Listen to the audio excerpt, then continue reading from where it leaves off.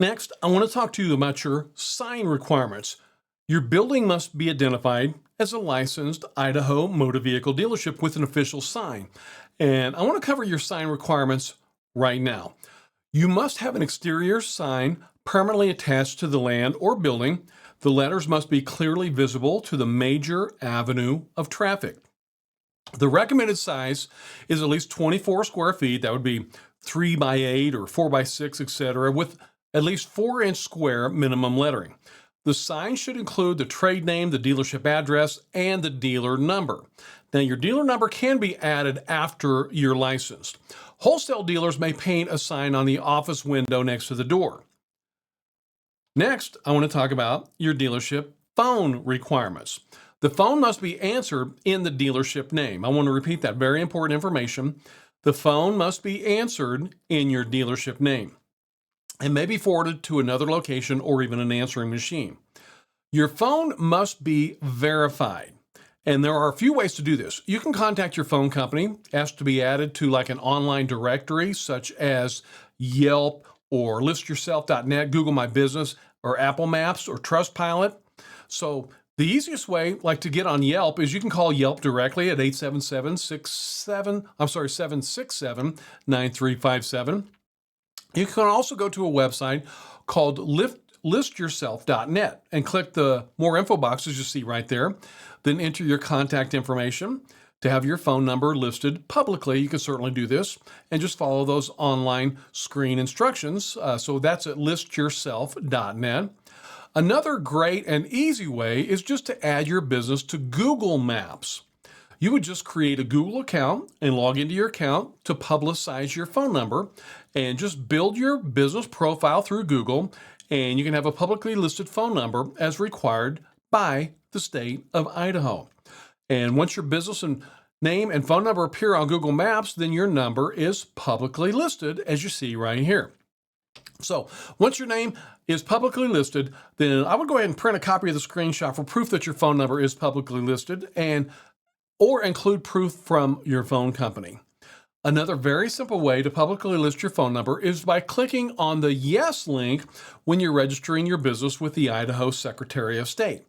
By clicking yes, the business would be listed with the Career One-Stop Business Finder so customers can easily find your publicly listed phone number.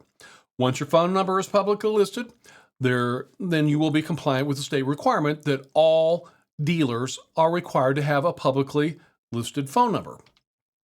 So you're going to need to submit proof that the number is posted publicly. So you can submit a screenshot or you can submit proof from your phone company. So you must submit proof that your phone is publicly listed. That is a state law. I also want you to be aware of some of your building restrictions. In no event shall a room or rooms in a hotel, rooming house, or apartment house building or part of any single or multiple unit dwelling house be considered a principal place of business, unless the entire ground floor of that hotel, apartment house, or rooming house, building, or dwelling be devoted principally to and occupied for commercial purposes. And the office or offices of the dealer may be located on the ground floor. Here's some other important information regarding your business location. A home residence that zoning has approved may not be used unless the dealership is either in a separate building or on the ground floor with a separate entrance and no entrance to the residence. I want to repeat that very, very important information.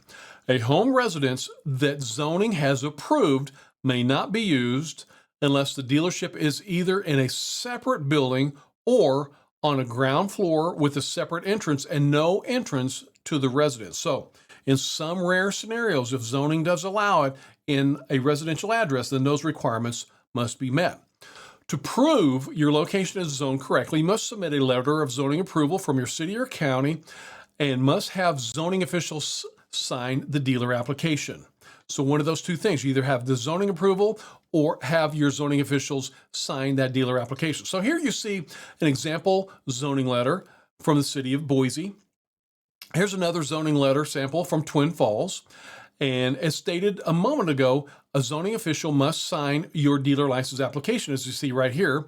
And we'll complete that dealer application in just a few moments. So do not submit your dealer application without your local zoning official's signature. Otherwise, your dealer license would not be approved. So get your zoning approval letter and make sure you have a zoning official sign your actual dealer license application. And we're going to complete a dealer application together here in just a few moments. Next, I want to show you how to obtain your employer identification number. And this is a number that is assigned to your dealership by the Internal Revenue Service, and it is required to have before you apply for your dealer's license. If you have any questions whatsoever about obtaining your employer identification number, you can call the IRS at 800-829-4933. Now, I want you to be aware, there are companies that will charge you $600 or $700 or more to obtain your employer identification number, but I want to show you how to get your employer identification number right now at no charge directly on the IRS website. So the first thing we're going to do, we're going to go to irs.gov. And here on this home screen, you're going to scroll down to where it says apply for employer identification number, as you see right here. And on the next screen, you're going to have some simple instructions to get started. And you'll click on the begin application button. And on this page, you're going to select your business entity, whether you're a sole proprietor, partnership, corporation, or trust. And once again, for this training scenario, I want to show you how to get your employer identification number as a limited liability company or LLC.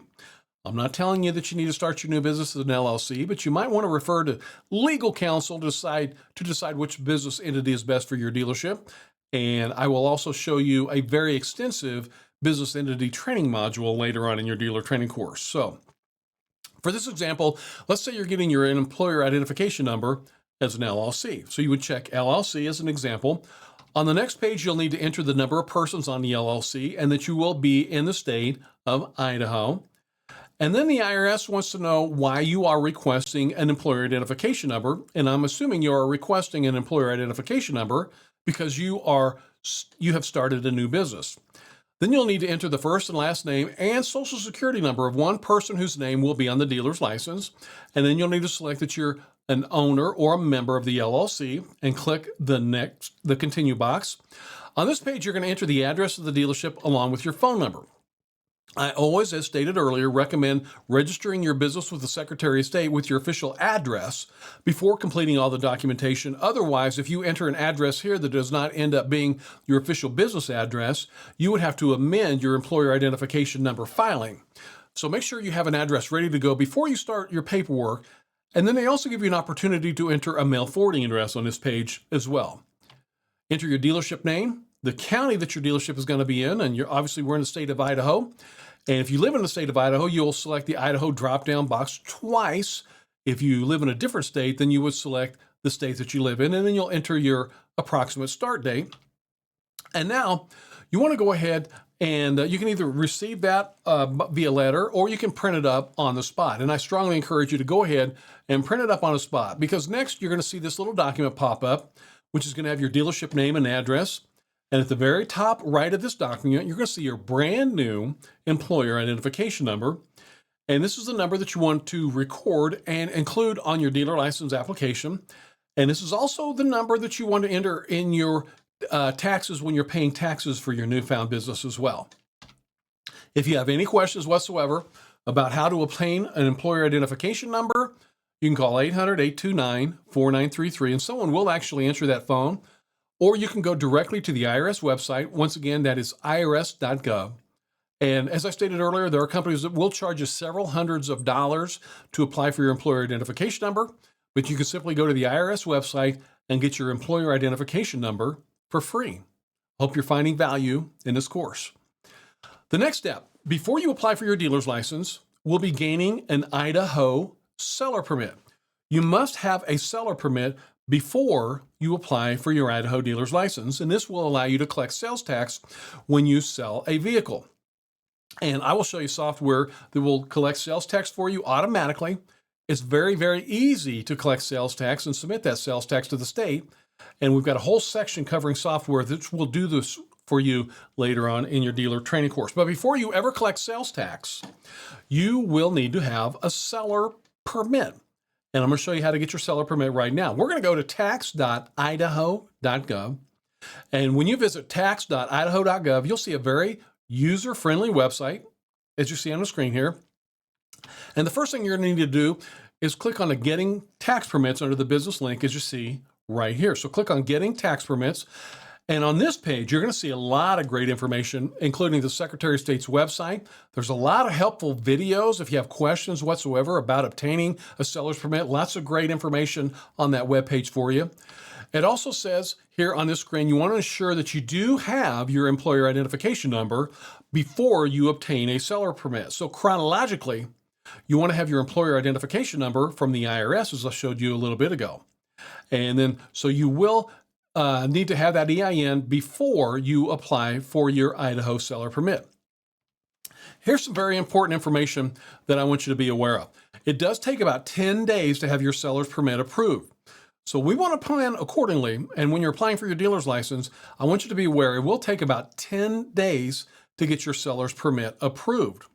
If for some reason you're not comfortable with the online application, you can fill out the PDF and print it up, and that can take up to 4 weeks. So it does take quite a bit more time if you're applying for your seller's permit via mail. So the quickest route is to apply online. I'm going to show you how to do that right now. When you are ready to apply online for your seller's permit, you'll click on the link that says Idaho Business Registration Application, IBR, as you see right there. On this screen, you're going to scroll down and we're going to create a new account. Be sure to always record your username and password in a secure place so you can easily access this website again in the future if need be.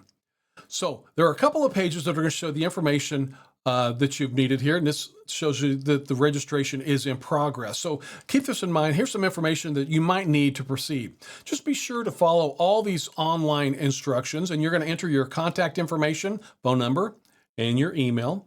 And then you'll enter the purpose of your registration, which at this time, you're going to be a new applicant.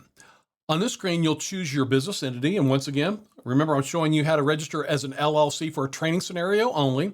Click on the date that you began your business and then select the month that your tax year ends. Most tax years end in December. Unless you have a different date, then you would select that date accordingly. On this page, you're going to enter your new employer identification number. So as I stated just a few moments ago, you'll need to enter your employer identification number before you apply for your seller's permit. If you do not have an EIN number, then you cannot get a seller's permit. So be sure to obtain your federal employer identification number and then your seller's permit. So enter your employer identification number on the screen, as you see right now, and be sure that number is entered correctly. Double check it, triple check it. Then you're going to enter your business name, phone number, and email once again. It is very important on this page to select the correct category. In order to have the dealer's license, you're going to be selecting retail trade. Once again, in order to get a dealer's license, you need to have a retail trade permit. Now, if you're obtaining a wholesale dealer license and will only be selling vehicles to other licensed motor vehicle dealers, then you would select the wholesale trade link. So be sure to select the correct link that corresponds with the dealer's license that you're going to be applying for. And on this page, you're going to enter the members. Say, for example, if you're a single member LLC, you could enter your information accordingly. And then on this page, you're going to select whether or not you have employees. And then it will be determined whether or not you need workers' compensation, or if you maybe need to register with other state agencies. So for this training scenario, let's assume that you're starting small and you don't have any employees. So if you don't have any employees, you're going to check on those correct boxes. And then the state wants to know if you have any independent contractors. And then they want to know if you are purchasing a business. Then you're going to select whether or not you have obtained a federal unemployment during the previous year. And then here's a couple of questions regarding travel, convention, and auditorium districts. So just select those accordingly. And finally, you'll see this page with the final information before you actually register for your seller permit. The state wants to know whether you're going to be selling beer, wine, tobacco, or cigarettes. Now you'll be asked if you have a workers' compensation policy. If you do not have any employees, this screen will state that you are not required to have workers' compensation at this time. If you start hiring employees, then you will have to let the state know, and they will determine whether or not you are required to have workers' compensation.